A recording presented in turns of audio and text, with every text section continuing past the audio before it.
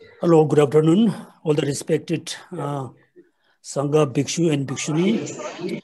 So now we're going to start the first technical session. So we have for the technical sessions, we have 4 speakers and 4 discussions. First, I would like to introduce today's chairperson, Venerable Sarame Khenrinpoche. So Khenrinpoche Trengla was born in Tibet, 1958. Geshe Trengla escaped to exile in India with his parents. He received his early education in the school run by exiled Tibetan administration in India. He enrolled as a monk at the Sarame Monastery in Saja, South India, 1970. And 1990, he finished his Geshe degree, Geshe Larampa. He has been teaching Buddhism in the West since 1991 till 2018, mainly in UK and other countries. He had written 6 books on Buddhist philosophy and practice and created a 2 years online Buddhist course. He studied for MA in Social Anthropology at the School of Oriental African Study in the London University. In 2019, for his service to Buddhism in the UK, Geshe Trengla is awarded the British Chigdung. Therefore, he awarded the British Empire Medal. Thank you so much.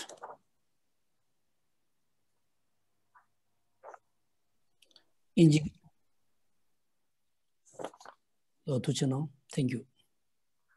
Okay.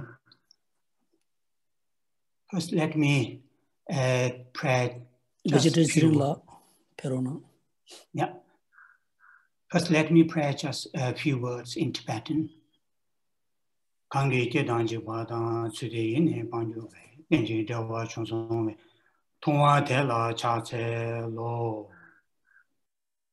would like to express my sincere greetings and heartfelt respects to all the Sangha members, bhikshus, bhikshunis, nervous and novices. Also, the distinguished, venerable speakers on this session. I feel great honor to be asked to be the chair of this session. And we all know how important it is, this gathering. Here we gathered 2 important Vinaya traditions, Sangha members, and distinguished speakers from the Pali tradition as well as from Sanskrit tradition. Though during this 2 days conference, we are going to discuss, share, exchange on the 3 main Buddhist trainings, 3 Shiksha.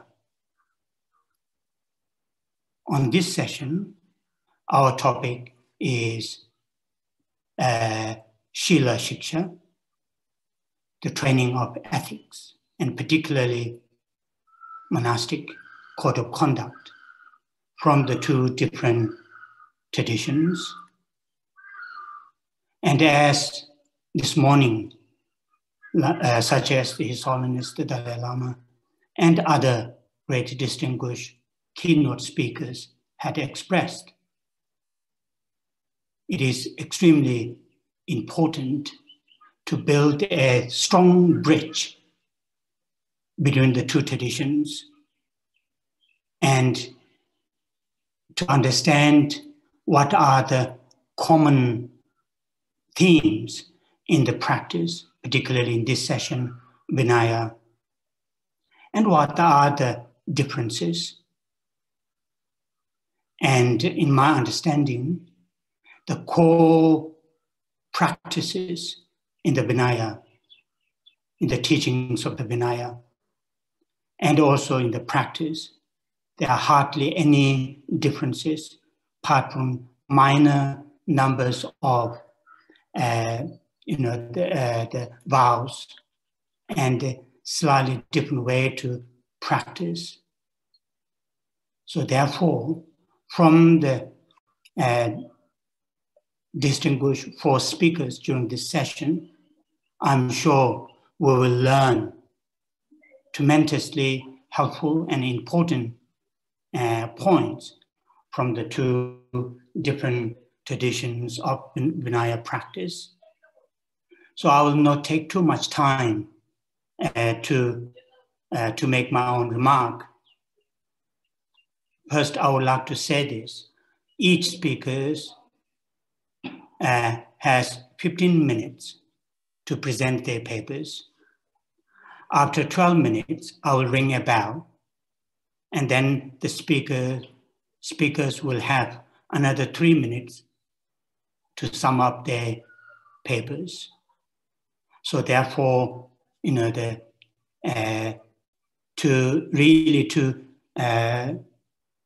speak or to present your key points from your papers because of the lack of the time. After that, after the presentation of the four speakers, then we'll have a form of discussion. There are, I think, three another great speakers from the two, great scholars from the two traditions to raise the points from the presenters' papers. That will follow with the question and answer session. And altogether we'll have 2 hours. So by 3 p.m., we'll end this session. So our first speaker is Venerable Professor M. Vejita Dhamma from Department of Pali and Buddhist Studies, University of Srijaya Wadindapura from Sri Lanka. So Venerable, with my respect, start your paper presenting. Namo tassa bhagavatu arahatu samma sambuddhassa. Namo tassa bhagavatu arahatu samma sambuddhassa. Namo tassa bhagavatu arahatu samma sambuddhassa. Most venerable members of Mahasangha, in this important conference, I would like to express my ideas on theory of Śīla-Sikkhā in Pali tradition. In this speech, I would like to highlight some key points of the concept of Śīla-Sikkhā as depicted in Pali Buddhism. Here, Pali Buddhism means Buddhism or Buddhist teachings depicted in the Pali canon and the commentarial tradition. Therefore, my presentation is mainly based on the Tipitaka teachings. The entire spiritual development of the early Buddhist disciple who voluntarily entered the monastic life appears to have been covered by the term Sikkhā. All monastic rewards, including the ultimate aim of arahantship, are thus the result of Sikkhā. It means all the rewards, including including the final goal, attainment of Nibbana, are thus a result of Sikkhā. As a result of practice of Sikkhā, one can attain the final goal of Buddha's teaching, which is the Nibbana. It has explained in the Majjhima Nikaya.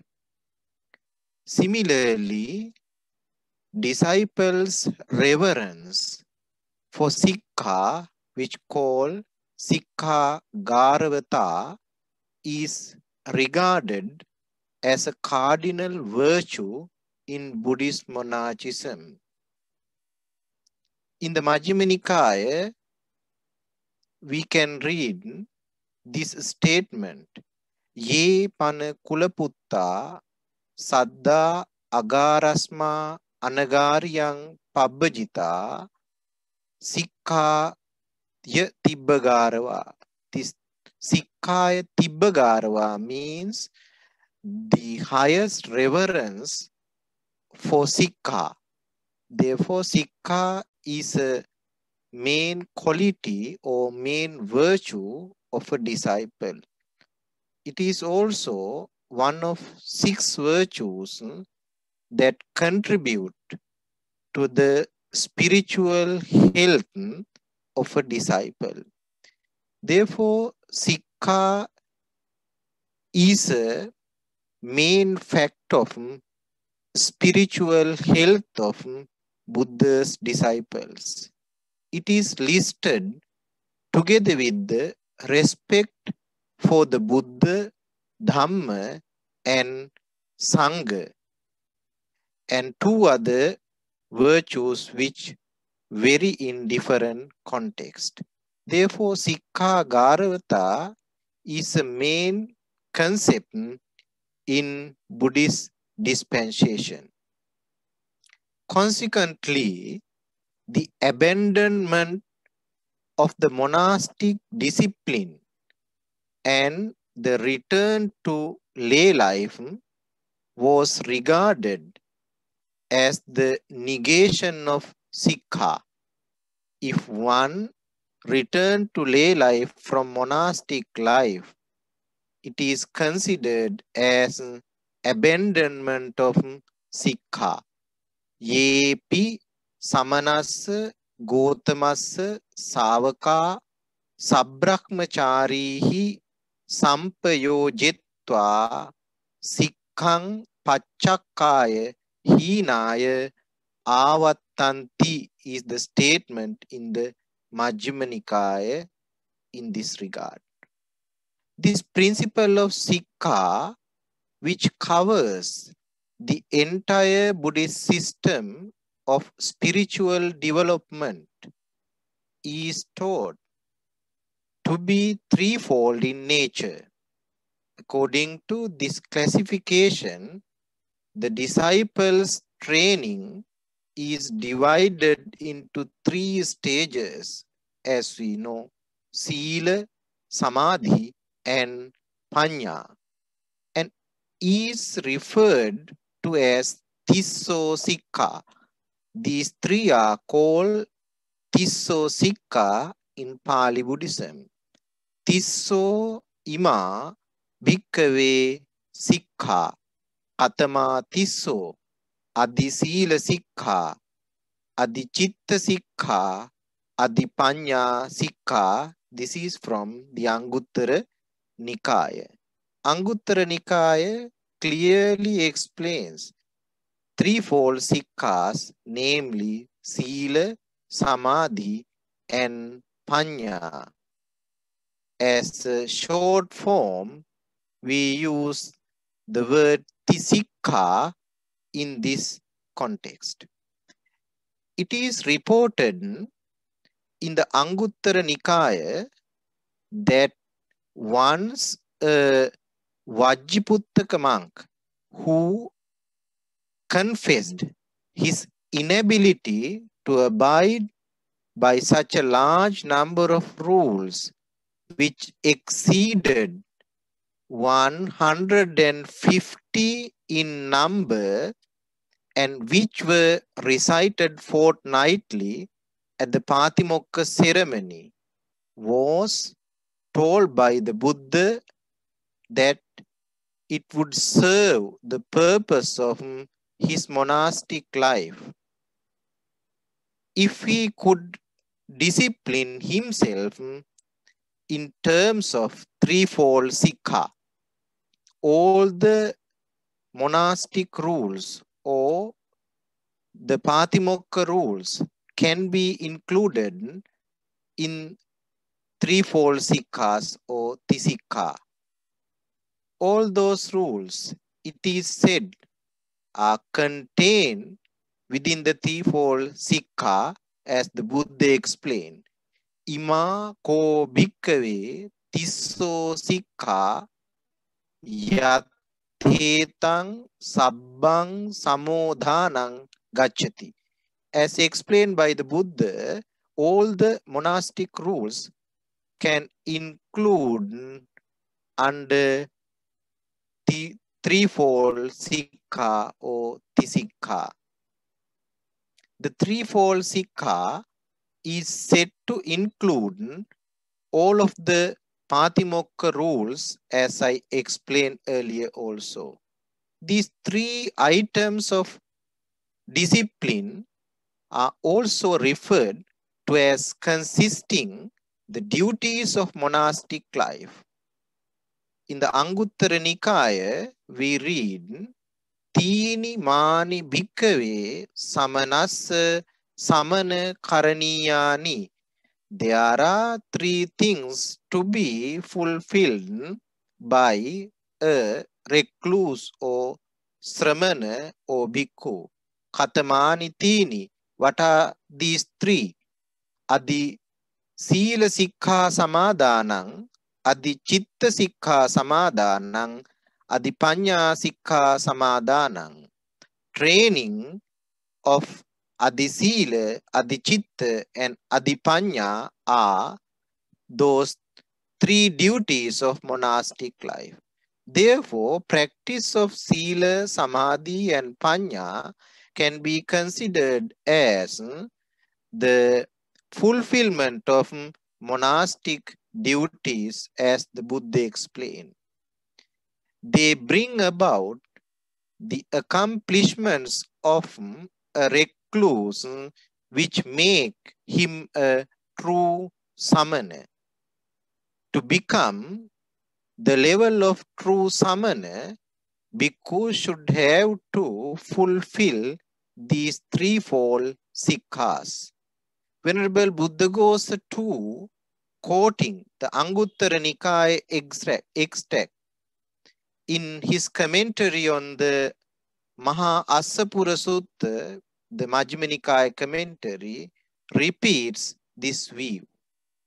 These three stages of Sīla, Samadhi, and Paññā together mark the complete development of Buddhist monastic life, which leads to the acquisition of true knowledge or Aññā. These threefold sikkhās guide to attain the Nibbana in this sense. Viewed negatively, it is said that self-training in terms of these three results in the elimination of lust, hatred, and delusion, as the Buddha pointed out in the Anguttara Nikaya. Tasma tuihang bhikkhu adi sīlampi sikkhato, adi cittampi sikkhato, adi paññampi sikkhato.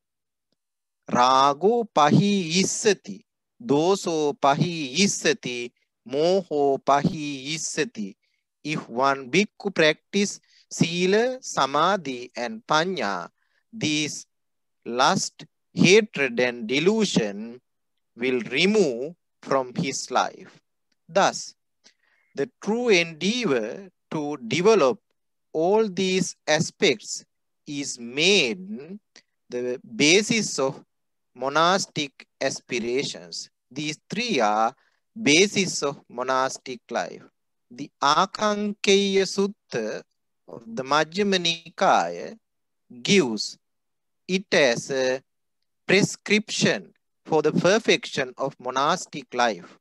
It is held out as the best code for the attainment of the highest good in religious life, including arahantship. Therefore, practice of threefold sikkhas guide. 3 more minutes to sum up your statement. Yes. 3 more minutes. To attain the Nibbana. As an overview, I can say that these threefold sikkhas are the base of Buddhist monastic life. This is the foundation. This is the basis of the dispensation.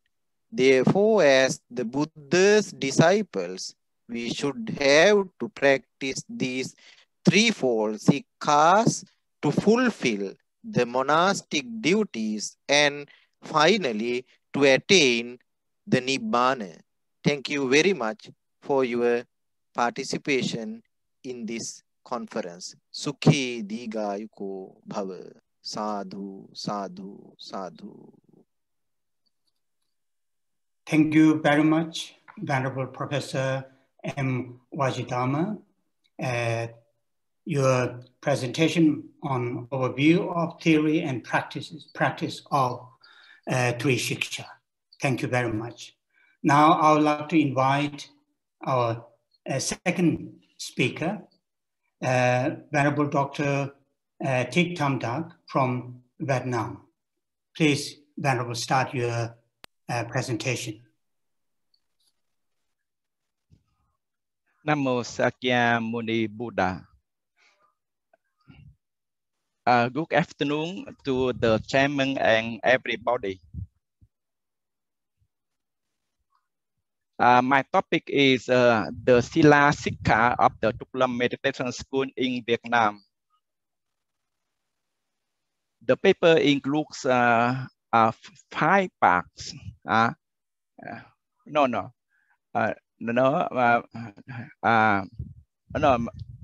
Sorry. Okay. Yeah. My paper includes 5 parts. Firstly, introduction. Secondly, the Śīla-sikkhā of Dhammagupta in Vietnam. Thirdly, the cultivation of Śīla-sikkhā in the Tuklam Meditation School in Vietnam nowadays. Fourthly, conclusion. And the last one is illustrations. Yes. Firstly, introduction. Buddhism came to Vietnam in early centuries AD and coexisted with this nation in its vicissitudes of worlds from outside and inside. In 1299, came to the birth of Tuklam Meditation School of the Viets, whose founders, kings, and Zen masters of the Trần Dynasty. 1225-1400, contributing to the victories over the warlike Mongolian troops in 1258, 1285, and 1287-88. In 1322, the Tuklam Meditation School issued the text Dhammagupta Bhikshu Vinaya. This school performs various methods of self-cultivation, namely repentance, repeating the name of Buddha, observing commandments, seeking meditation, studying sutra. Mahayana in Buddhism is very important. There are 40,000 of 95 members out of the Vietnam Buddhist Sangha, 54,169. As a standard system of Mahayana in Vietnam, this school includes 52 monk monasteries in homeland, 11 abroad, and 21 non-monasteries homeland. Abroad, it aims to attaching importance to the studying sutra and practicing meditation, not focusing on academic diploma.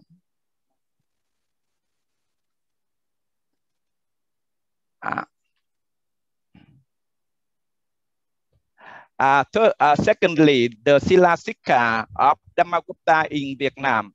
The Vinaya text of Tứ Phần Luật in Dhammagupta was translated into Chinese in 410 to 413, including 64 books. In 1322, the Trukla Meditation School issued the text Dhammagupta Bhikshu Vinaya for monks to study. The Vinaya text, which covers 7 lessons of 7 Buddhas, has 250 precepts divided into 8 groups as follows. Parasika Konadifik includes 4 precepts. Sangha Disesa includes 13 precepts. Aniyata includes 2 precepts. Nigasiya Pakitiya 30 precepts. Pakitiya includes 90 precepts. Patidesaniya includes 4 precepts. Sikhiya includes 100 precepts. Adhikarana Samatha includes 7 precepts. These 250 precepts are related to 20 offenses: sensuality, sin, killing, telling lies, cursing back, learning rule, Buddha eating, devotees eliminating the controversies, expounding the law, bhikkhuni, women behaving among monks, while those not ordained bhikkhu yaks, disintegrating the sangha, stubborn, bow, miscellaneous. During the first 12 years of the propagation of the Buddha, there were nothing wrong, and monks at that time were called uncontaminated monks. After that, once an evil or unwholesome thing happened, the Buddha issued a precept. It must be 10 masters in a ceremony who transmit 250 precepts to a new bhikkhu. Depending on the kind of offenses, the violating monk must repent before from 1 to 20 other monks. A code of 250 precepts is the foundation of wisdom and emancipation. Thirdly, the cultivation of Śīla-sikkhā in the meditation school in Vietnam nowadays. This school has various methods of self-cultivation, namely repentance, repeating the name of a Buddha, observing commandments, sitting meditation, studying sutra. On Śīla-sikkhā, in addition to the commandments in Dhammagupta, observed by most Mahayana temples in Vietnam nowadays, the Trukla Meditation School emphasizes on repentance and observing commandments. On repentance, Trần Thái Tông said, due to the Buddha's supernatural power and one's devotion, every evil karma accumulated in hundreds of thousands of kalpas can only be removed within a day or even moment. And wrote the text, the formula of repentance of the 6 internal sense bases.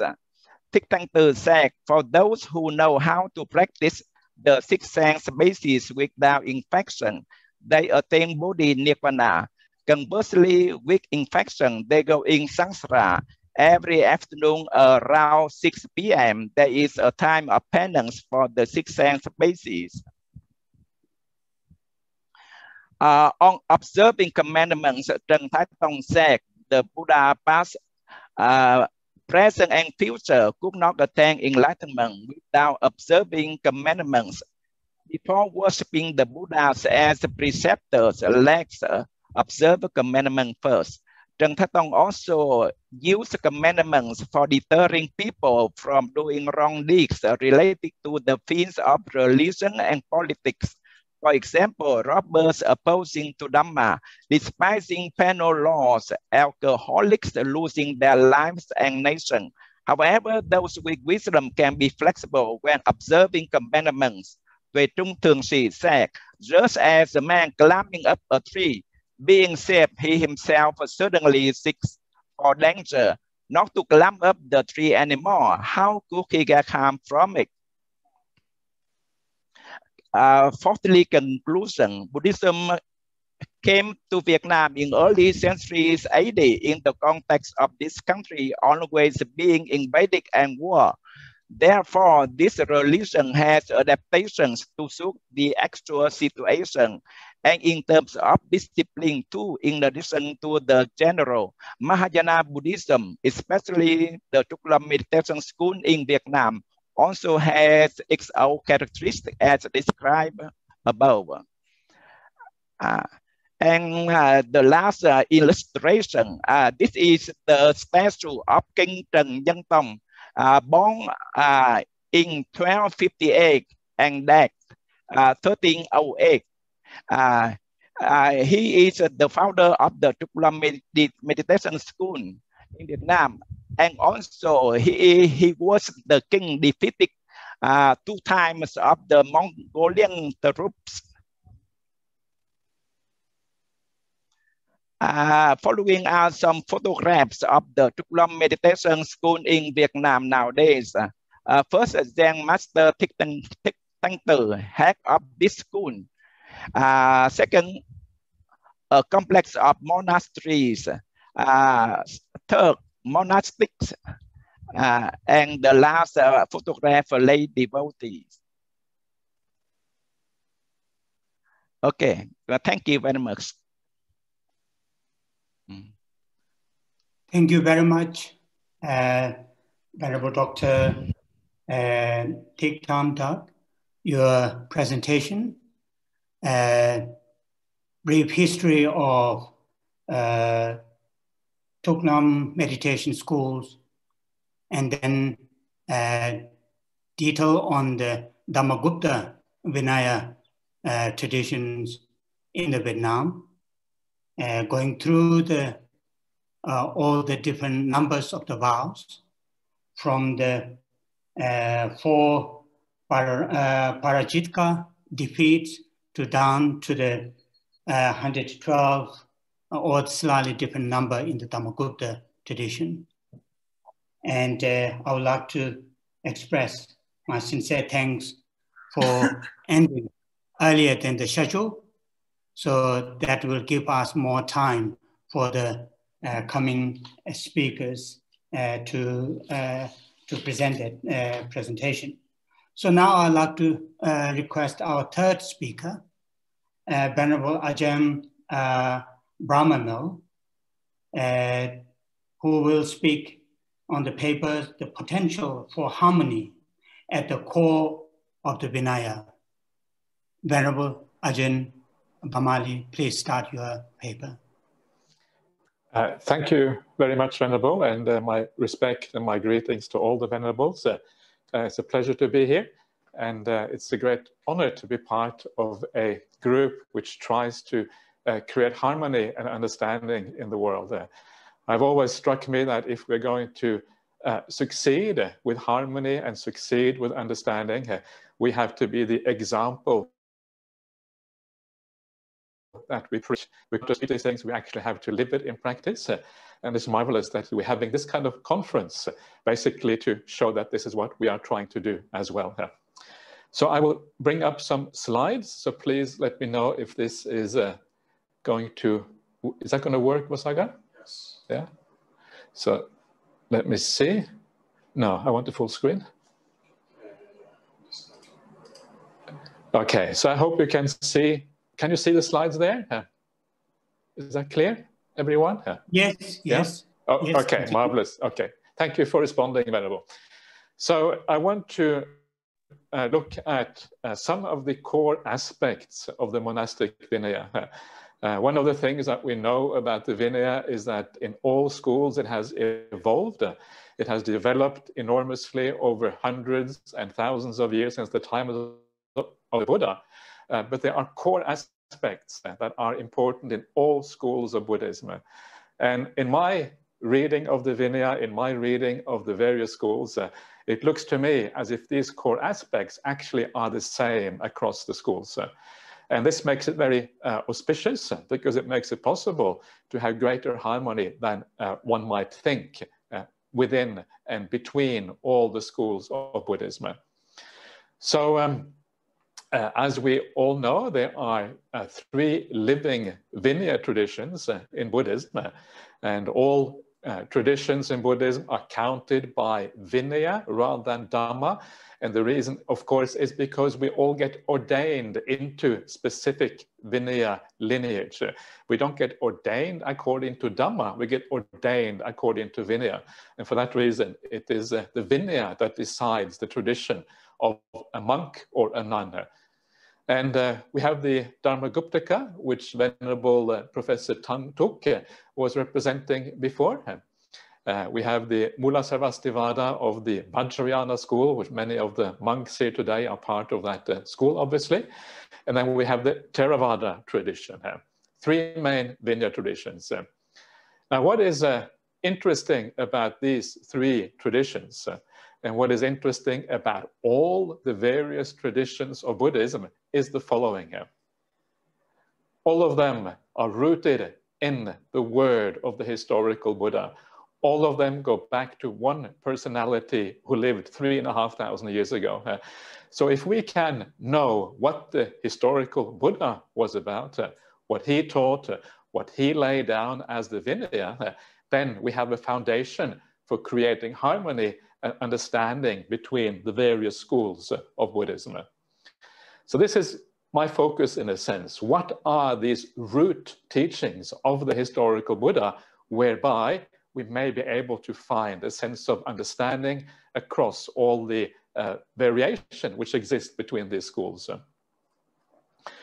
One of the very interesting things about the Buddha is that he himself made it very clear the importance of understanding and using his own teachings.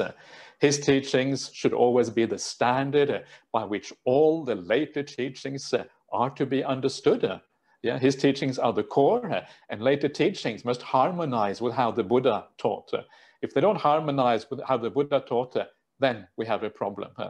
The Buddha made this admonition or this remark himself to ensure that the Dhamma would live long time into the future. And this is what the Buddha said. And this is a quote taken from the Mahaparinibbana Sutta, one of the most important suttas in the Pali tradition. And this is the sutta just before the Buddha is about to pass away. And it teaches the monks, it teaches the nuns, it teaches everyone how to look after the Dhamma, how to look after the Vinaya in such a way that it will last for a long time in the future.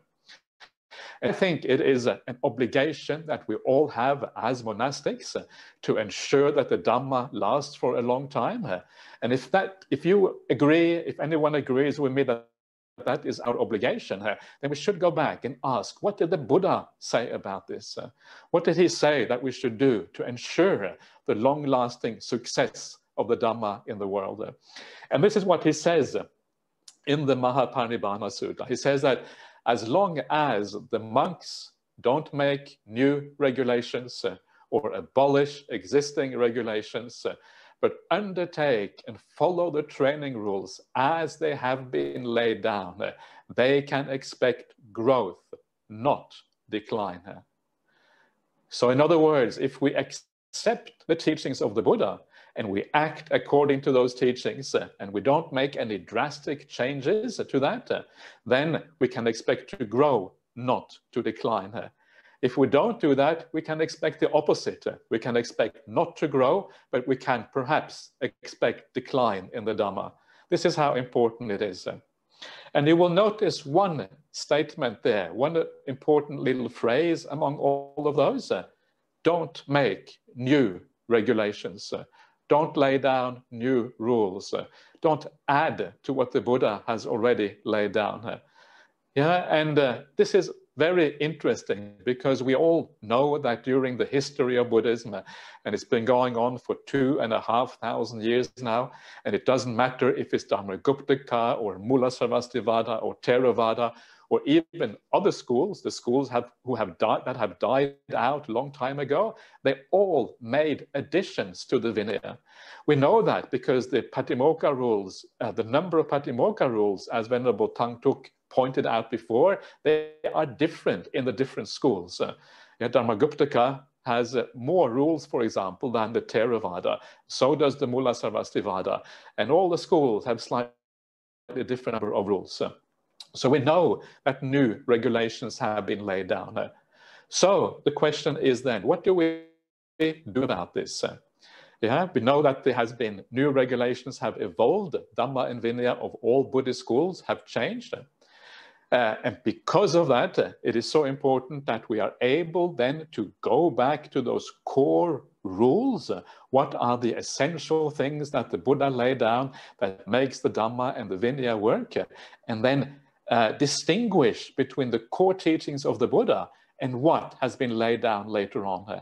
If we can make that distinction, then we discover the common core of all schools.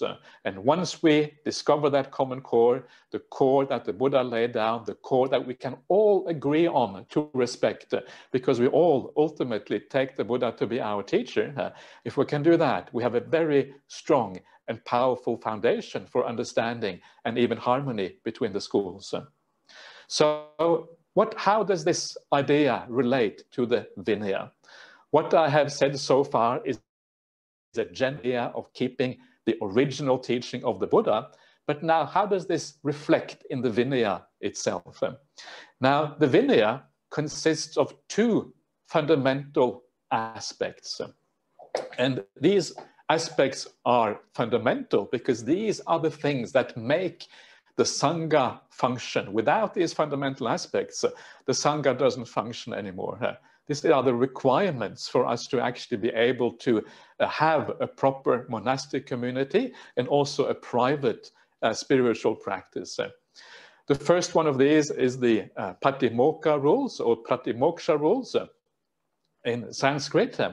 And these are the rules that give us our identities as bhikkhus, bhikshus, bhikshunis, bhikkhunis. Without these rules, we don't really have this identity. And it is our practice of these rules that actually, in a sense, make us monastics in this way. So this is the first one, which is very fundamental, without which there isn't really any Buddhist monasticism at all. The second aspect that is of fundamental importance is what is known as Sangha karma in Sanskrit. And these are the formal procedures that are done by the Sangha. We all know about these formal procedures. We have things like the Upasampada, the ordination ceremony. We have the Pavarana ceremony, whereby we invite admonition from our fellow monastics. We have things like the entry to the reigns. We have the Uposatha ceremony, which is one of the fundamental ceremonies of the Sangha. And these things, again, are fundamental for how the Sangha functions. The Patimokkha is fundamental for the individual bhikkhu and bhikkhunis. The Sangha Kamma is fundamental for the functioning of the Sangha as such. So if we can find harmony also in Sangha Kamma, if we can understand this in a common way, then we can even perhaps join in Sangha Kammas across the traditions because we have a common understanding of how these things work. So let me look very briefly at the idea of the Patimokkha rules. We know that the Patimokkha rules of Dharmaguptaka, Mula Sarvastivada, and Theravada, they are almost identical, almost exactly the same. There is a very interesting story, which I will tell in brief because there isn't much here. This is the story of a very famous English scholar. And this scholar, his name was Samuel Beale. I don't know if you heard of him, but he did scholarship back in the 1860s, 1870s. And he was learned in the Pali tradition, and he was also learned in the Chinese tradition, the Chinese Tipitaka. So he went to China, and first of all to Sri Lanka, and learned about the Pali Patimokkha. Then he went to China, and he started reading the Chinese Buddhist texts. And then one day, as he was reading these Chinese Buddhist texts, he saw that they too have the Patimokkha rules, the Pratimoksha rules. And he was astonished. Yeah, imagine, this is 150 years ago, a time when the world was very large compared to what it is now. And here was a scholar who saw that in this vast world, in two countries that are so far apart, as Sri Lanka and China, he realized they had the same rules, the same Pratimoksha rules. It was for him, as a Westerner, it was an astonishing discovery. These things may have been known in Asia in more detail, because Asia, obviously, things are closer together. But as an Englishman, as a Westerner, it was an astonishing discovery. And since that discovery, we know much more detail about this. And we know now that these rules are almost identical across all of these schools. So we have, in a sense, a common core. But there is one exception.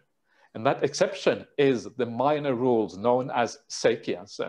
These Shakya rules, they differ quite a lot between the different schools. And because they differ quite a lot between the different schools, the question then arises, why is that the case? Why is there so much difference between these rules? And the answer to that is actually very straightforward. And the answer is because all the Patimokkha's of the schools, they have expanded after the Buddha's parinibbana, especially maybe the first 200 or 300 years. And that expansion occurred in the Sākya rules. And of course, that is... Venerable, you have 3 more minutes. Thank you. So, because these expansions happened after the time of the Buddha, they were not laid down by the Buddha, they do not have the same binding effect on us as monastics as the other rules. And what that means, it points us towards the core of the Patimokkha. Core of the Patimokkha are those 150 rules mentioned specifically in the suttas, as earlier on talked about by the Sri Lankan professor, which are the core of the rules that we are talking about. So this is what you find out simply by comparing the Patimokkha's of the different schools. It's very fascinating and very interesting, and it points us towards the Buddha himself. So then we have, if you don't count these rules that are different, we have almost the same Patimokkha for all the schools of Buddhism. Then there is the second aspect, which I will talk about quite fast, because I've just been told I only have 3 minutes left. And these are the Sangha karmas, like the ordination ceremony, uposatha, pavarana. These are all found in all the early Buddhist schools. And if you are interested in reading about this, there have been comparative studies made about this. And in particular, there is one scholar called Erich Frauwallner who has compared all the various schools, these aspects, the kandakas or the vastus, or the prakirnakas, as they're sometimes called in the Sanskrit tradition. And all of these Sangha karmas, they have certain formal requirements for them to be accepted as a real Sangha karma. What are these requirements? And they are as follows. First of all, it concerns the object or the person of the Sangha karma. So for example, if you have an ordination ceremony, the person you are going to ordain has to be appropriate kind of person of a certain age and certain qualities that are required. This is the first one, requirement for Sangha karma. The second one is that there is a certain procedure that you have to fulfill, and that procedure has to be done in a certain sequence. And if it is done in the right sequence, then essentially the Sangha kamma, the kamma vacha part, karma vacha, is also fulfilled. Then there is the sima aspect, that all the monks within the boundary have to be present and in agreement for the Sangha karma to be valid. And the last one is that you have to have a complete quorum. This means that the number of monastics, a certain number of monastics have to be present for the Sangha karma to be valid. There's a minimum requirement of monastics that have to be there. This is a simple simple presentation of the idea of Sangha Kamma. We're going to need to look at this in much more detail, in a much more comparative context, but this gives you an idea of how this looks from the Pali perspective.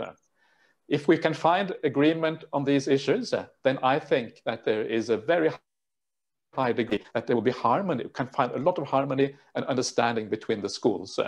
All the other aspects of the Vinaya, apart from these, are very minor, and I don't think they can really stand in the way of harmony and understanding, because they are minor things, many of them not laid down by the historical Buddha. Thank you very much. That's all I have to say today. Thank you very much, Venerable Ajahn Brahmali. And your core message here is to build harmony within the different Vinaya traditions. And you started talk about currently there are 3 alive Vinaya traditions which you listed: Dhammagupta, Mulasavastana, and Theravada. And you continue to talk about how to keep harmony, and to keep harmony through the looking at the core teachings of the Buddha. The core teachings of the Buddha, then you presented saying that, the Vinaya, in this case, although the Dhamma, the Buddha taught, but the core teaching here mainly refers to the Vinaya practice and the teachings. And within that, you said all these 3 major Vinaya traditions, there is a tremendous, what's called the similarities in the core teachings. And within look at the 2 sort of areas. First of all, in the Patimoksha, then when you look at the Patimoksha in the 3 living Vinaya traditions, rules are very much similar. Only some of the manner, then you later talk about why the manner rules are differences, and which is very nicely presented. And also you talk about the Sangha Kamma, which is the activities within the Sangha member. And again, that is really true. All the 3 major Vinaya traditions, for example, you clearly presented saying that, the bi-monthly engaging in confessing ceremony, we can say Upaposhat, or raining retreat yearly, and so on and so forth. And I think it is really, really amazing presentation to talk about. All these different Buddhist traditions can work and live and present to the outside world very harmoniously and very, together as a follower of the teachings of the historical Buddha. And at the end, you said, which is I like very much, Buddha clearly stated, his teaching should be studied, should be understood. And that is really, in this 21st century, that is very, very crucial. So now I would like to invite our 4th presenter, Venerable Khenso Rinpoche Changjuk Chönden, who is the former abbot of Ganden Shatse Monastery and currently executive director of Gelug International Foundation. Rinpoche, start your paper. Thank you.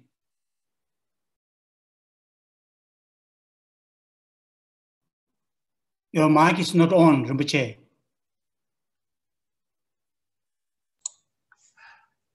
Thank you to the chairperson of this session, Most Venerable Serme Khen Rinpoche Trashik Sering, and all the colleagues who presented beautiful kind of presentation.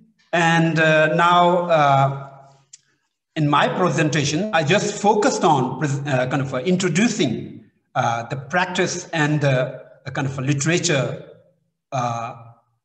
of Vinaya in Tibetan Buddhist tradition. So I would like to do a presentation here. I'm sharing a screen and we'll go through that. So first of all, I pay the homage. Thamje Kimbala Chaselo. Obeisance to the Omniscient One. Of the entire bottomless and limitless ocean of the Buddha's Vinaya, the abiding heart and essence is this Pratimoksha. There are many passages that I have kind of put forward, but I'm going to skip due to the time. Even in millions of ages, it is difficult to hear, receive, and comprehend the Pratimoksha Sutra. To follow and practice, it is much rarer. Blessed is the birth of Buddhas. Blessed too is the exposition of Dharma. Harmony in the community of monks is a bliss. And blissful is the ascetic practices of those who are in harmony. So these passages I have translated directly from the Pratimoksha Sutra of the Mula Sarvastivada tradition that we use in Tibetan tradition. And with this homage, now I'll move forward to the next passage. So here, next passage, I'm moving forward to the next passage here is, okay. Now next session, next portion of this is,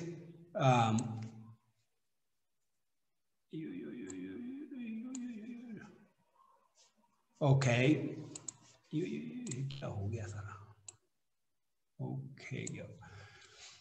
The original source of Vinaya is Shakyamuni Buddha, as you all know that quite well. He became a bhikshu by self-ordination in 596 BC. Since there was no standard procedure laid down to ordain someone, each of the early follower bhikshus of the Buddha has beautiful narration on how he became a bhikshu. Due to various important reasons, Buddha later established standard procedures to ordain newcomers into the community. Consequently, there evolved a system of preceptor or upadhyaya and a teacher or acharya. And that procedure continues to this day. The tradition of learning Vinaya and the practice of bhikshu ordination was introduced into Tibet in the 1827 kind of common era by the great master Shantarakshita on invitation of King Trisong Dyuzin of Tibet. Since then, it flourished in Tibet for 1,000 years with some ups and downs. In Tibet, there were three main lineages of bhikshu ordination. Those are the Shantarakshita transmitted lineage that started around 827 Common Era, the Dhammapala and Pala brothers transmitted lineage that started around 1000 Common Era, the Shakyashri transmitted lineage that started around 1208 Common Era. For example, in the lineage of my ordination, the continuum of Upadhyayas contain a list of 46 Vinayadharas from Buddha Shakyamuni to my preceptor or Upadhyaya, His Holiness Dalai Lama. Two main lineages of literary tradition of Vinaya are there in Tibet. Those are the lower lineage, mainly connect to the old lineage transmitted from Jinmitra to Bharatna, etc. And the lower upper lineage, the new lineage transmitted from Pragyapala to the Pala brothers and Shangshung, Geve-Sherab, and so on. As a general remark on a Vinaya, I would like to present the following passage from Access to Insight. When the Buddha first established the Sangha, the community initially lived in harmony without any codified rules of conduct. As the Sangha gradually grew in number and evolved into a more complex society, occasions inevitably arose when a member would act in an unskillful way. Whenever one of these cases was brought to the Buddha's attention, he would lay down a rule establishing a suitable punishment for the offense. As a deterrence to future misconduct, the Buddha's standard reprimand was itself a powerful corrective. And the next one is Vinaya literature attributed to Buddha Shakyamuni. Vinaya Vastu, Vinaya Vibhanga, which includes Bhikshu and Bhikshuni Pratimoksha Sutras, and which is also available in Sanskrit in today's Gilgit manuscript number 3. Bhikshuni Pratimoksha is also there, and Vinaya Kshudrak Vastu, Vinaya Uttaragrantha. These are two different kind of versions, two different type of it. All total, 11 volumes are available in Kangyur from volume number 1 to 13. There are 8 minor sutras that supplement the main literature of Vinaya, as they mainly offer miscellaneous instructions on the conduct of the bhikshu. Commentarial texts by Indian pandits such as Vinaya Sutra, Pratimoksha Sutra, Padati, and Pratimoksha Tika, Vinaya Samuchya, and Swaya Vyakhyana Abhidhana Vinaya Sutra Vritti Nama. Total of 18 volumes are available in Tengu from volume number 150 to 168.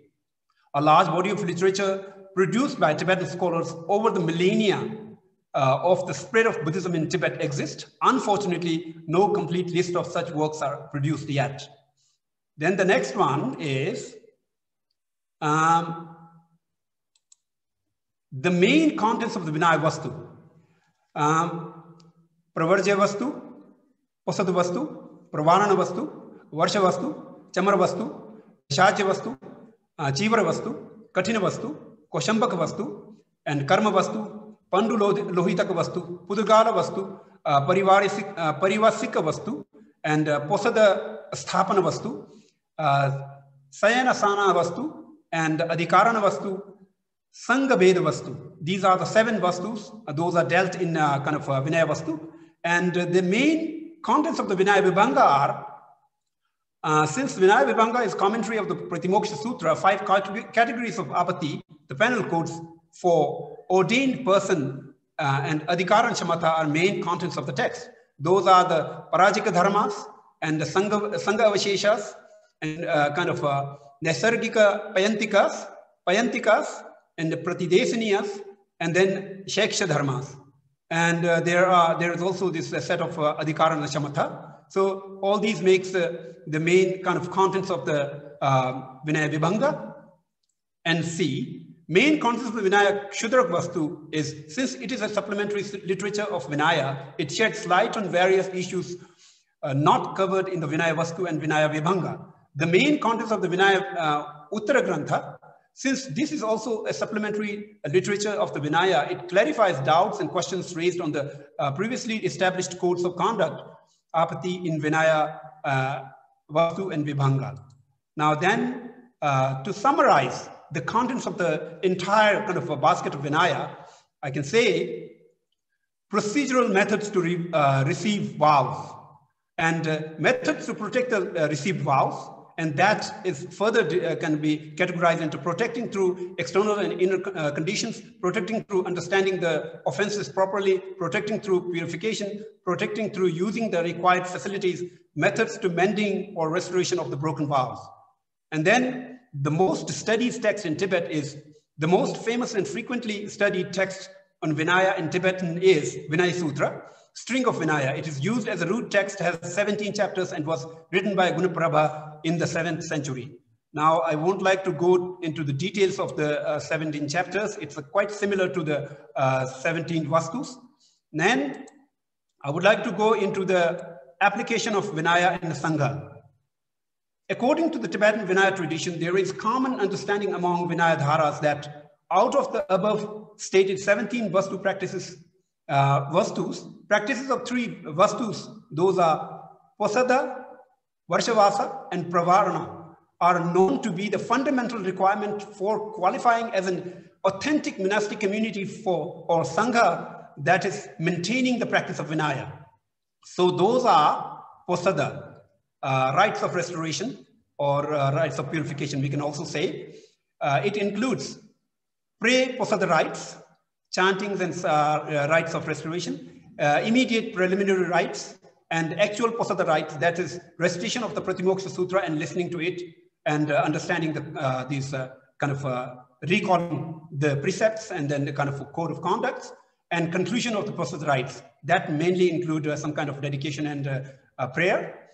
And then again, the Varshavasa, rain retreat, pre-varsha rites, chanting and up to recitation of pratimoksha, and appointing distributor of accommodation and bedding to Sangha, take care during the varsha, and a caretaker during the varsha, procedure to count Sangha by picking counting sticks, distribution of rooms and beddings to Sangha, Sangha taking oath to stay in for a rain retreat.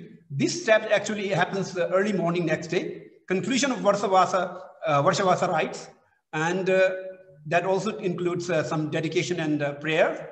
And then an optional rite is to take permission to leave the territory of Varshavasa. That is an optional supplementary thing.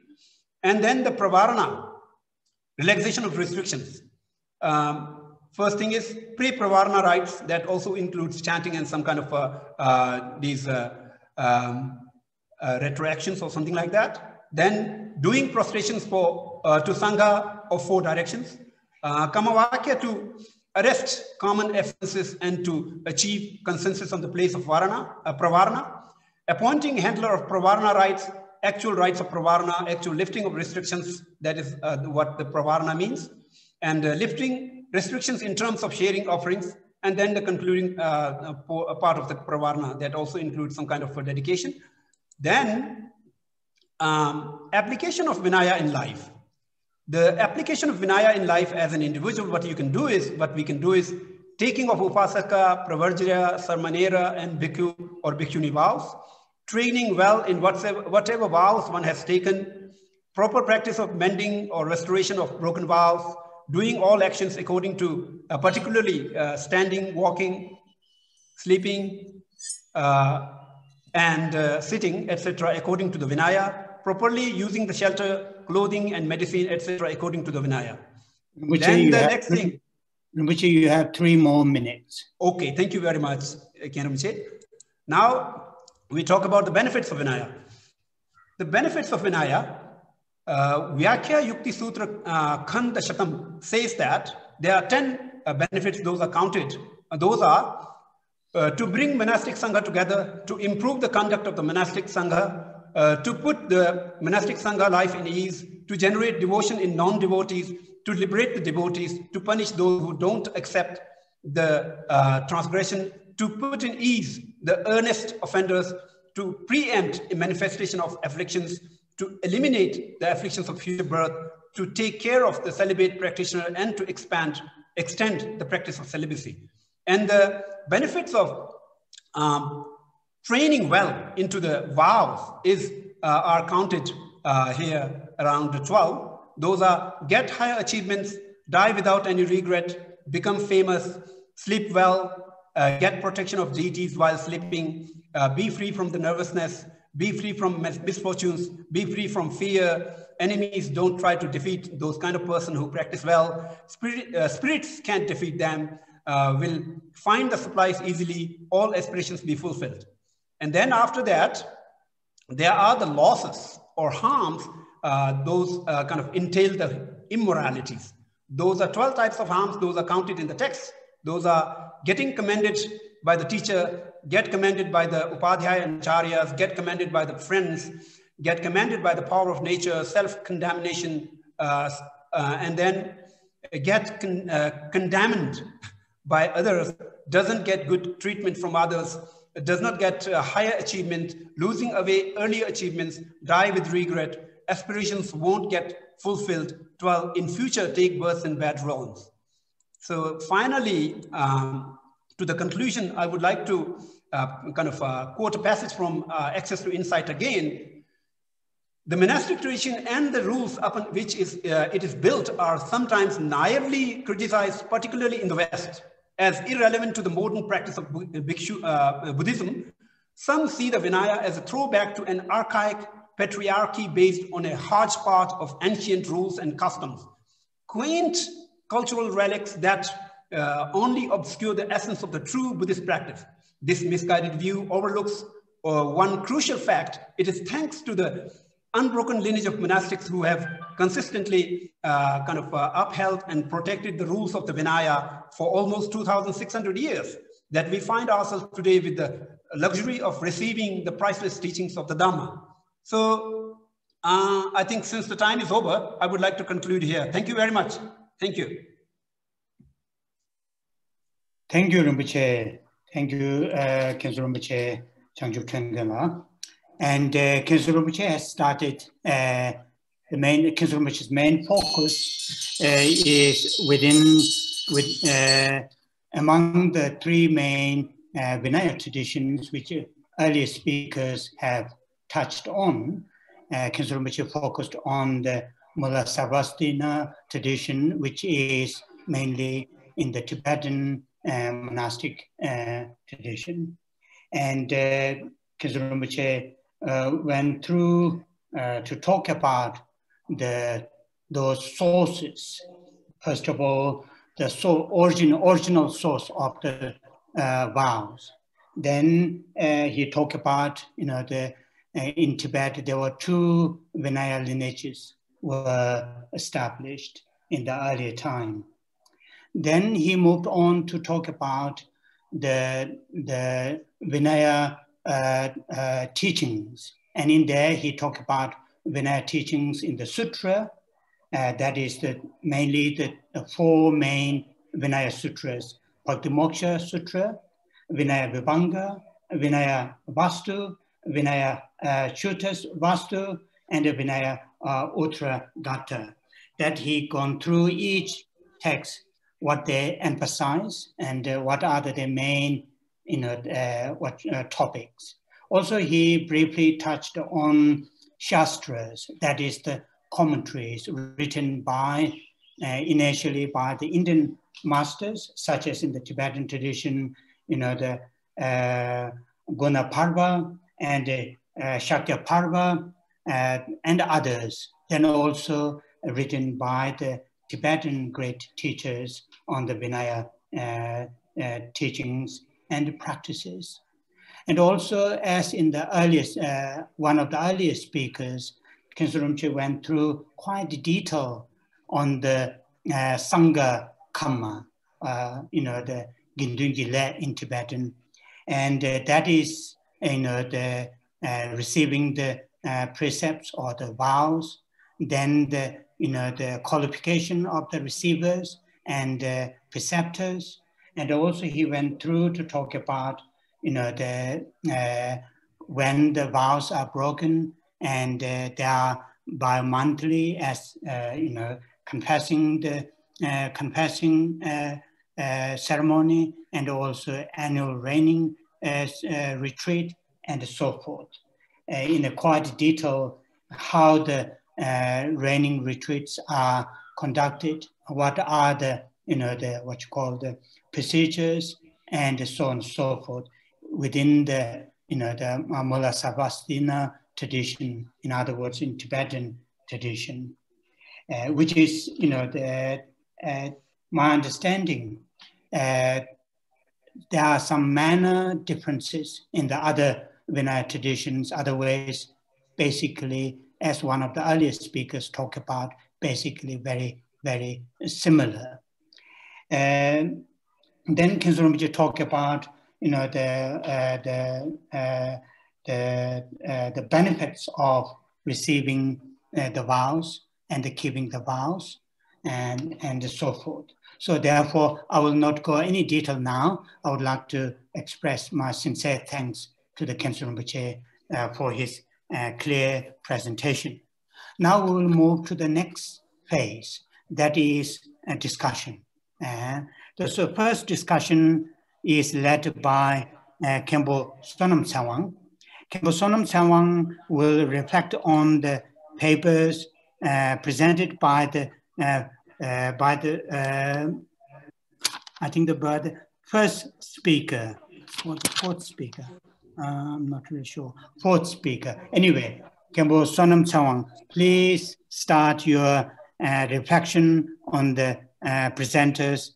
But I think it is the fourth. I can't remember. Anyway, you know that. Please start. Yeah. So you have 10 minutes. Kangi mejong dendre lam sunjo tsungpa meba yi sibe chingwa trozeba kyoba shaja senger du. Homage to the Buddha, Dharma, and Sangha. Respected Chairperson, Venerable Abbot Geshe Tashi Tsering, presenters and discussants, as well as the rest of the audience, including bhikshus and bhikshunis. First of all, I would like to thank all the 4 presenters in this session for their wonderful papers. It was really a pleasure listening to you and also looking at your presentation on the screen. Today, my job is to give my reflection on the second presenter, Venerable Dr. Thich Tam Tuk, for his paper on Śīla-Śikṣā or Sīla-sikkhā. So I would like to divide my reflection on 4 points. The first one is I would like to briefly summarize his paper just to remind us what are the main points that he covered. And the second, I would like to share what are actually, I felt that what I learned from his paper, the strengths that I found.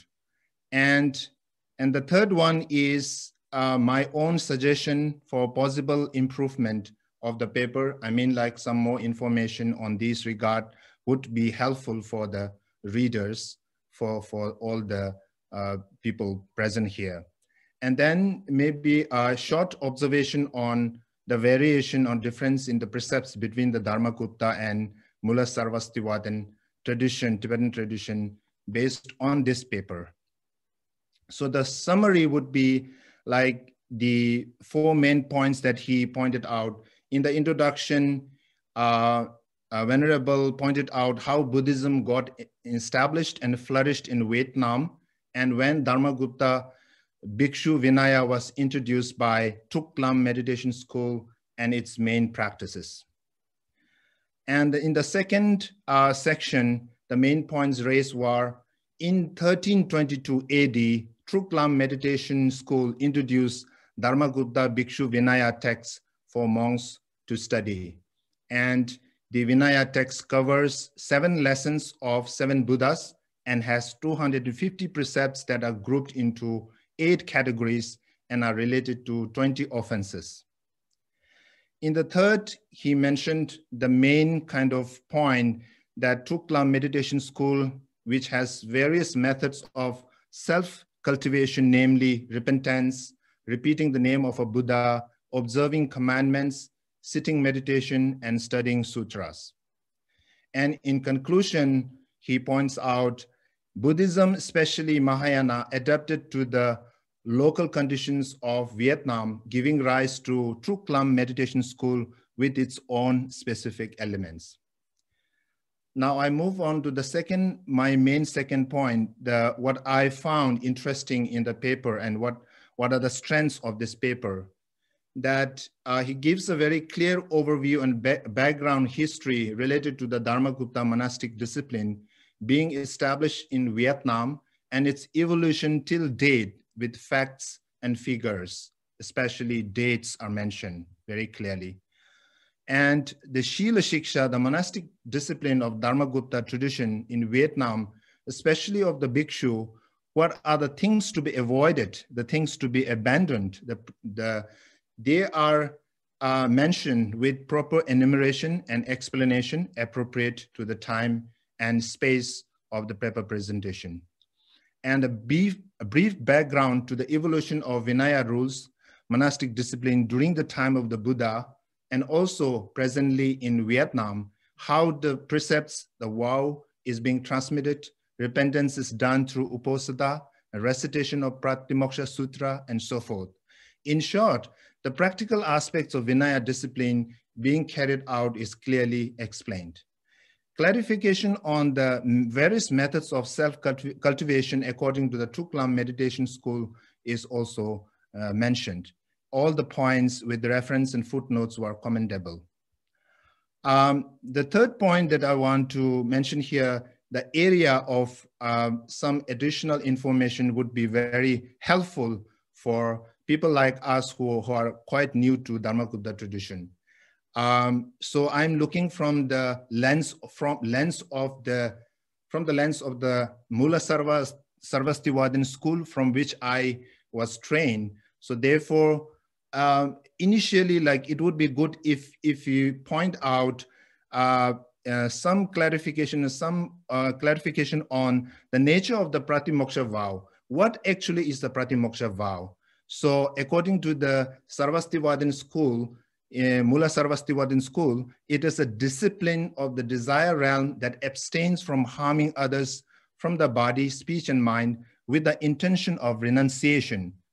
That means to achieve liberation with the mind of renunciation, abstinence of discipline, abstinence from negative actions is not just for name and fame. It is not just to have position and power, not just for one's own pride, but with the intention to achieve liberation. And some details on a manner in which to receive the vow that is being previously not obtained, like what kind of ritual is being used. Some highlights would be very helpful. And then in the paper, the more kind of focus is given on what are the things that needs to be rejected or abandoned by a bhikshu, and rather than more emphasis on what are the things that needs to be done. For example, the 3 trainings of Uposada, Varshika, and Pravarna, and also the 5 foundational conditions to stay comfortable, like the things related to clothes, dwelling place, medicines, and so forth. If few words are there, that would be helpful, and because it will give us a picture of how this is being carried out in Dharmakutta tradition. And also a little bit of information on how to restore the damaged vows. Like, for example, from the Sarvastivada tradition, if there is no concealment and the act is openly revealed through confession to the Sangha that is related to the 4 root downfalls, recognition of the fault and the vow not to repeat it, the fault is purified and vow is retaken. And then the vows pertaining to the 13 remainders and others are gradually restored through confession according to their weight. And then some, point on benefiting the guarding vows, receiving precepts in order to cure an illness or escape punishment. Although clearing this condition is morality, the morality of protection from fear, receiving precepts from the sake of future lifetimes is the morality of excellent aspiration. Although the result, the bliss of gods and humans is obtained, liberation is not.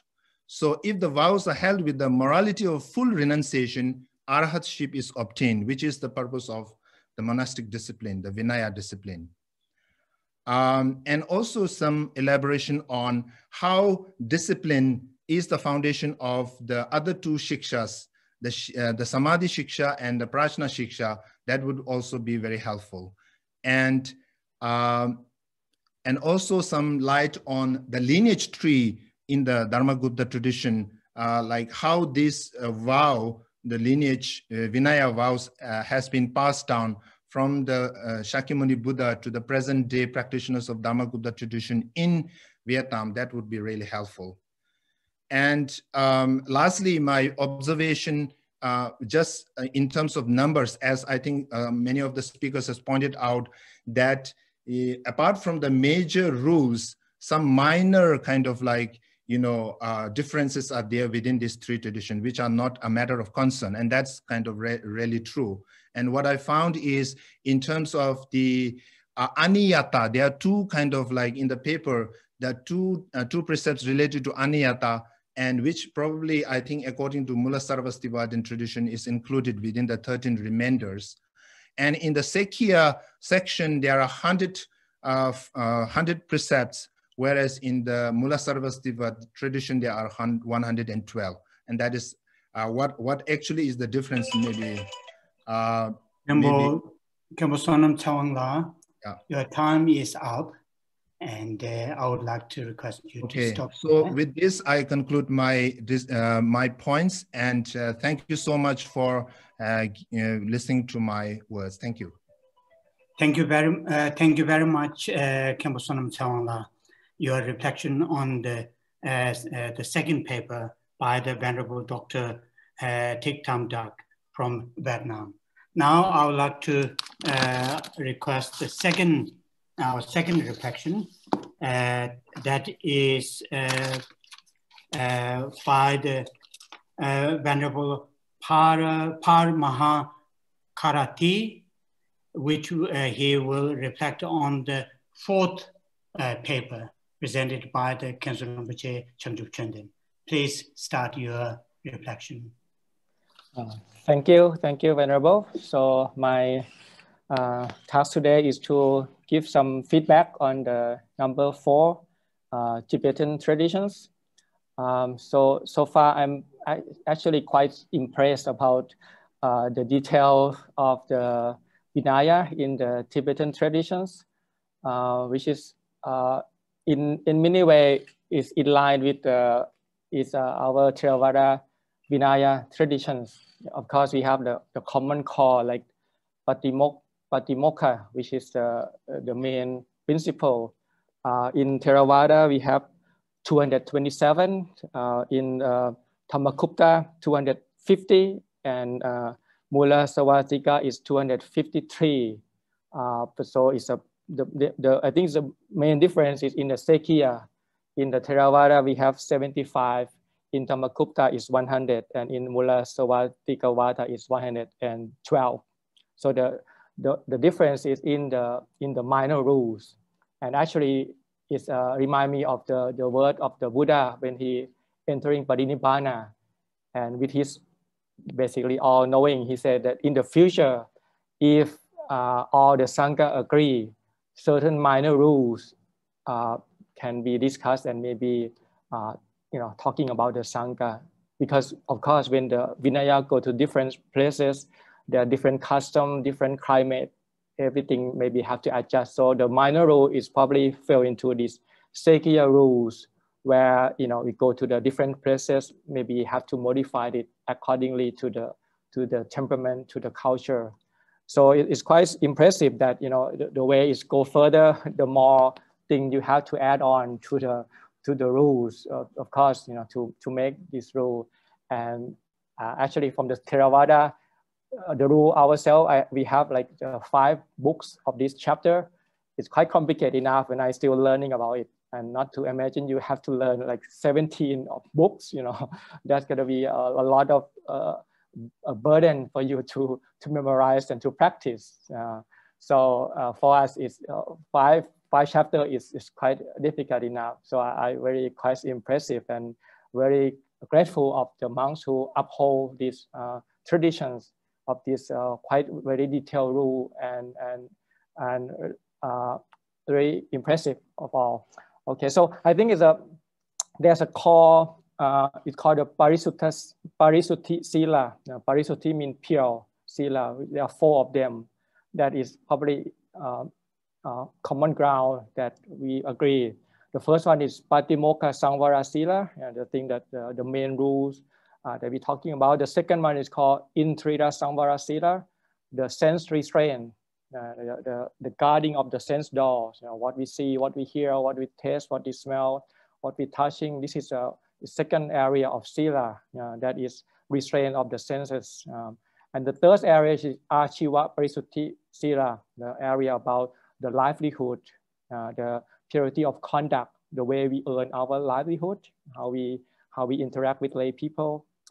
And the last one is called Pacaya Sannisita Sila, how we use our 4 requisites, how we use the necessary in life, the food, the medicines, the shelter, the robes. So this is the main area. The Patimokkha is, you can achieve it through saddha, to faith. Basically, it's the area where we just have to put a faith in the knowing of the Buddha, that he laid out the rule, and we just practice accordingly.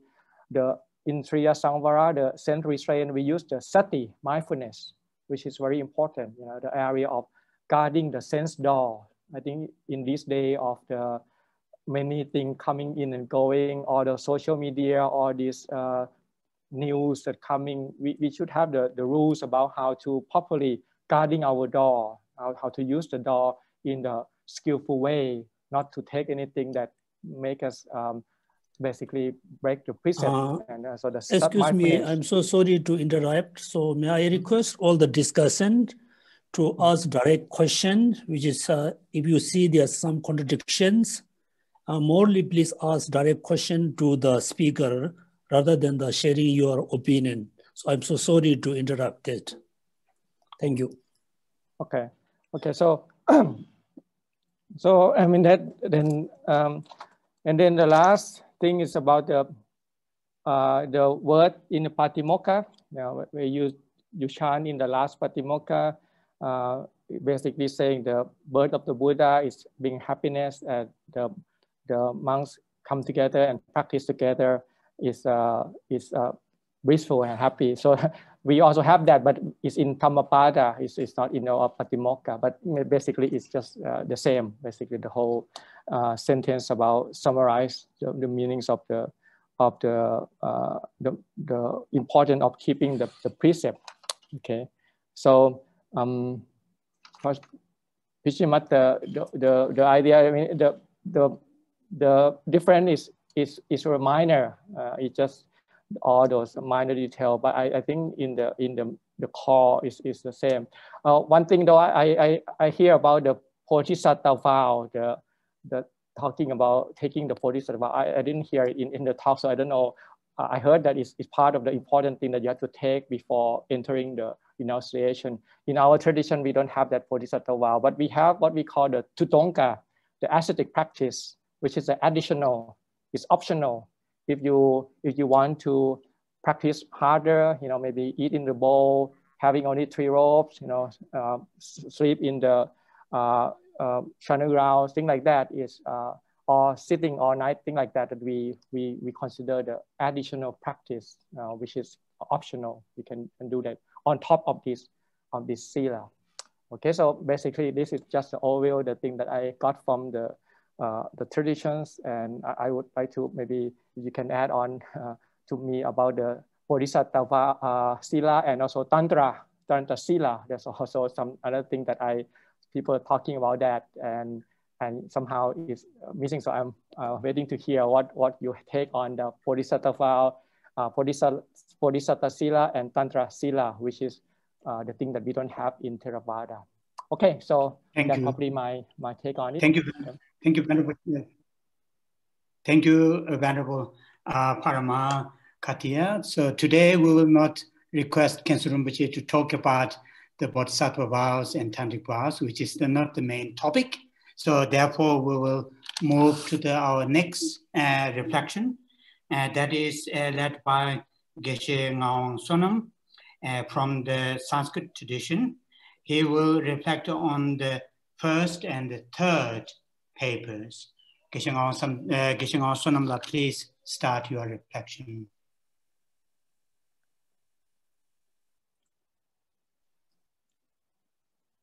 Your mic is not on, Geshe-la. Geshe Ngaung Sonam, switch on your mic. Good afternoon, everybody. I'm going to start my reflection with a short supplication to Buddha Shakyamuni.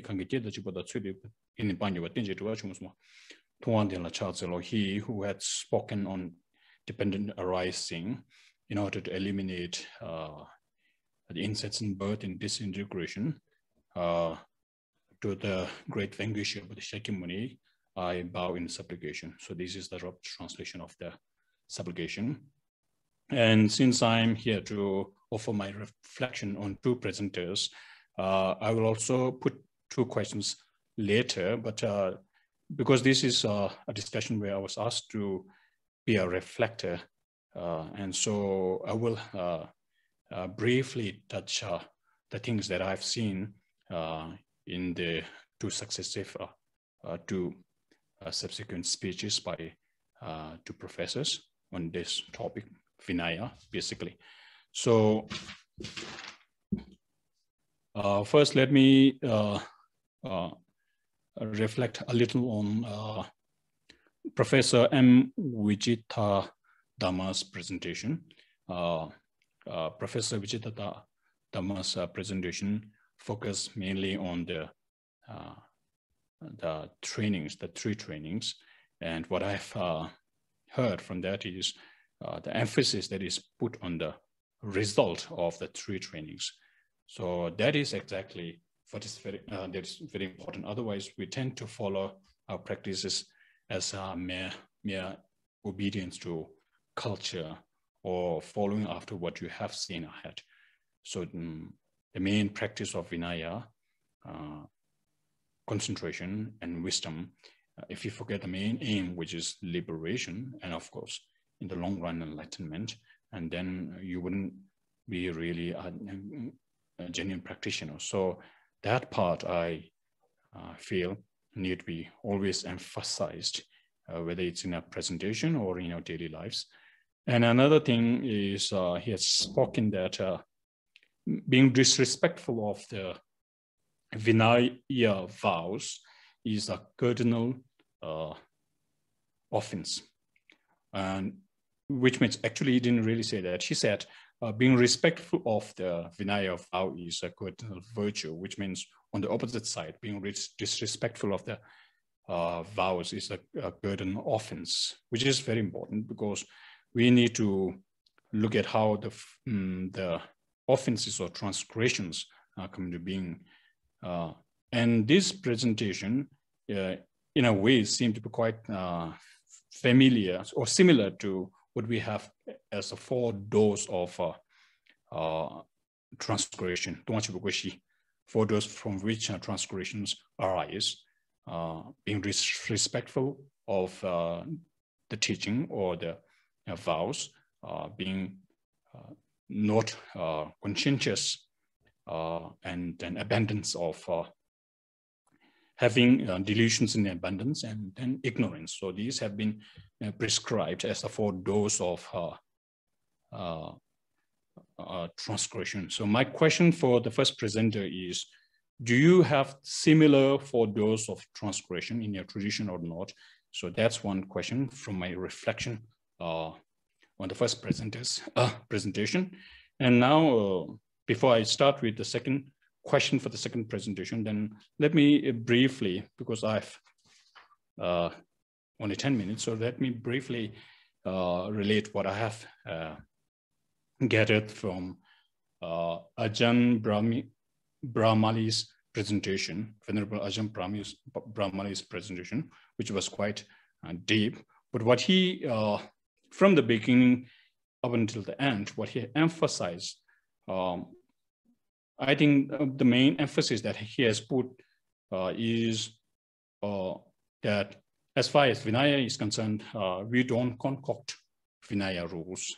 And so whatever our Vinaya rules are, they need to be pertinent with the original Vinaya prescription of Buddha Shakyamuni. So, and then he spoke about commonality in terms of Pratimoksha vows, as well as Sankalkama.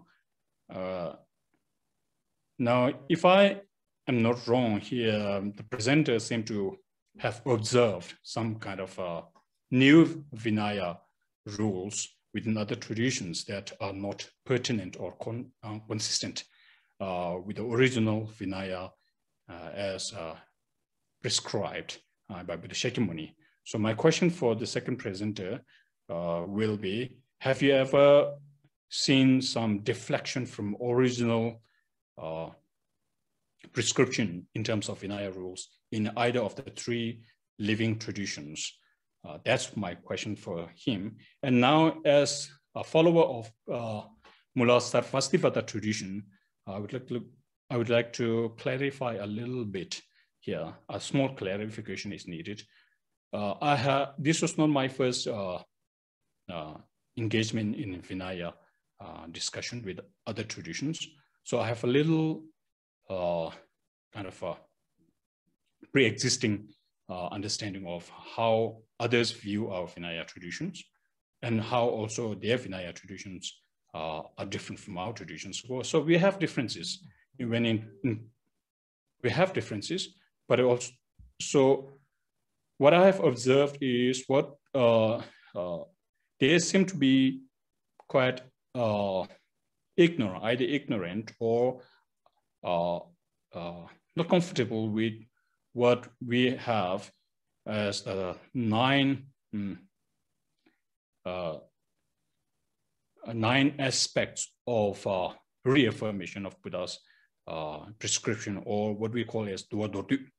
So, or Jejemuku, 9 sets of prescriptions that have been followed after, which are not exactly there in the Vinaya Sutras during the time of Buddha Shakyamuni, but these were in relation to the Buddha's ultimate teaching on Vinaya in Kushinagar when he's about to die. So at that time, Buddha Shakyamuni said, whatever prescriptions I have prescribed, so in future, if there is something that is consistent with what I have asked you to abandon, and then you should abandon that. And whatever is consistent with what I have asked you to embrace, if that is consistent with what I've asked you to embrace, then you should also embrace that. So in this way, you should have no doubt about that. So that's a reference for us, why we have some slight differences. So my question for the second presenter is, again, when you speak of commonality, now this is the second question. Usually we seem to be comparing the vows that we have, whether the vows converge with one another and how many divergences are there. Now, do you, now my question is, do you see, whenever there is a vow there, the vow has been prescribed, taking into consideration the risk factors. So the risk factors are of two kinds. One is general risk factor and particular risk factor. The general risk factor is that we will have we'll fall in the extreme and there will be digression. And then particular risk factor is that it will be harmful. An action will be harmful for your life and body. And also you'll be preoccupied with smaller concerns. Sorry, yes. we are going to end here your reflection. You have asked two questions to the two presenters, but first I would like to ask the organizers, we have now only about 10 minutes for the question time.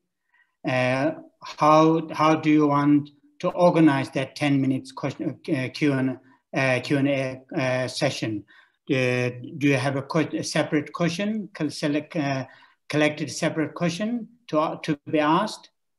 So far, we don't receive any questions. Okay. So please, I think Geshe was going to ask few questions. So please, yes, the speaker answer his question. Thank you so much. Thank you very much. Then I would like to invite Ajahn Bamali. Can you say a few words that try to answer some of the questions that Geshe Sonam has raised? Okay, so thank you very much for those questions. I appreciate actually that we can have a bit of dialogue, because it's through dialogue we start to understand each other, I think. And if I understood you correctly, I was a little bit unclear, but if I understood you correctly, the first question you had was, have you seen any deviation from the original rules, in how we do things now, I suppose, in contemporary as contemporary Buddhist monastics? And I think for the Bhikkhu Patimokkha, I think the Bhikkhu Patimokkha very similar now to what it was at the time of the Buddha. There's very few differences. There is the Sākya rule, the Shakya rules that are a little bit different, but they are not really of any great significance, because they are only, according to the Pali tradition, they are only breaches if you do it disrespectful to the rule. So if there is a good reason for not following the rule, even according to the Pali tradition, it's not actually a problem. I think the biggest problem comes in the Bhikshuni rules. If you look at the Bhikshuni rules and you compare the Bhikshuni rules between the different traditions, actually there is differences.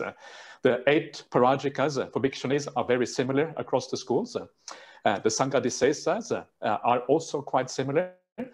But when you come to the Pachittiya rules, you find very, very big differences. And to me, it looks like the Pachittiyas of the Bhikkhunis are a bit similar to the Sikkhā for the Bhikkhus. We find the differences in the Sikkhā for the Bhikkhus. In the same way, we find very, very big differences in the Pachittiyas for the Bhikkhunis. And my guess, looking at these things and knowing how these things have evolved over the centuries, is that the Bhikkhuni Patimokkha evolved after the time of the Buddha, and they kept on adding new rules after that time. So maybe a way to deal with that, and some of those rules might be considered sexist from a modern point of view. Yeah, it might be considered not right for women to have rules that are basically discriminatory, if you like. One way to deal with that would to look at what are the rules we have in common between the different schools and stick to the rules we have in common. Just as we know for the bhikkhus, the rules in common are the core, the same way we could do it for the bhikkhunis. So that is where I see the biggest problem, where we have maybe deviated from the original rules. I probably said enough. I'm using up all the time here. Should I say some more, or should I stop there? Say a little bit more. We have a few minutes more. Yeah. Okay. So the other question was, again, I wasn't quite sure if I understood the other questions, but there was something about how do you practice a rule if it is harmful or something like that? Is that the right understanding? If the rule turns out to be harmful in a certain way, then it is, how do you deal with it? Is that correct, Venerable? Or? No. You have actually basically answered what I have asked. My other question was for the first presenter. Yeah. And if I may... first presenter, okay. Good, yeah. If I may give a slight clarification here, with the permission of our chairperson, would like to give a slight clarification. When you say there's a deflection, you seem to be comparing the vows of bhikshu against bhikshunis. That is something you don't compare. You compare the vows of bhikshus of other traditions with Mula Sarvasvata or so forth. Bhikshus and bhikshunis, these are two different individuals. We have two different kinds of physical forms, and therefore, due to the need of the physical form, we have different delusions. And so to counter those delusions, we have different sets of rules. So you don't compare these two in our tradition. I don't know about other traditions. Vishila, my understanding is Venerable didn't compare the bhikshu and bhikshunis, but he compared in the Theravadan bhikshunis rules and the Mula Sarvastin bhikshuni rules. Their numbers are differences. Numbers are major differences. Venerable didn't compare bhikshus and bhikshunis rules. That's not what he said. Anyway, I will move to the Geshe Ngawang Sonam's brief answer to the question to the first presenter, Venerable Wachita Dhamma. Can you say a little bit, just in 2 minutes? Thank you. Venerable, can you repeat the question? I couldn't remember the question. Yes, when you spoke about cardinal virtue, being respectful of the Shikha is a cardinal virtue. So likewise, you can say being disrespectful of the Shikha is a cardinal offense, right? So in our Mula Sarvasvata traditions, we have 4 doors from which transgression arises, one of which is being disrespectful. The others are non-conscientiousness, not being conscientious, and then having delusions in abundance and ignorance. So likewise, do you have a similar kind of dose of transgression in your tradition or not? Yes, actually, I got the idea what I presented from the Majjhima Nikaya, and also it is included in the Anguttara Nikaya also. The reverence for Sikha is a cardinal virtue for the disciples of the Buddha. And once the Buddha explained, for the long lasting of the Saddhamma or the dispensation, all the 4 disciples of the Buddha, Bhikkhu, Bhikkhuni, Upasaka and Upasika, should respect to the Buddha, Dhamma, Sangha and also Sikkhā. If the disciples respect to the Sikkhā, if the disciples practice the Sikkhā correctly, the dispensation or the Saddhamma will long last in this world, as the Buddha explained.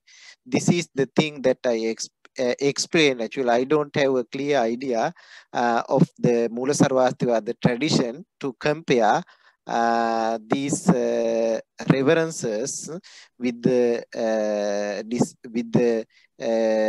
analysis of the Mula Sarvastivada tradition. And I have a small question to Venerable. Thank you very much, Professor. Okay. We were now nearly over the 2 hours of this session. So I would like to express my sincere thanks to all the presenters and the reflectors during this session.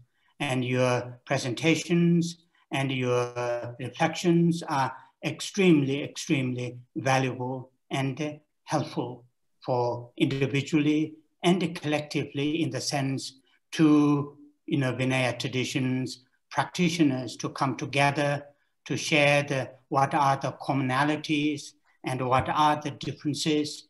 And it seems I can say the commonalities are the major the teachings of the Buddha, particularly in the Vinaya tradition. We all have common the understanding and common practice. There are some manner differences, and these are which one of the reflectors talk about, during the time developed in the different places and so on and so forth. And as His Holiness this morning, clearly expressed, this kind of gathering and this kind of sharing and expressing the understanding and the understanding of the teachings are something that we should done at least once a year, come together.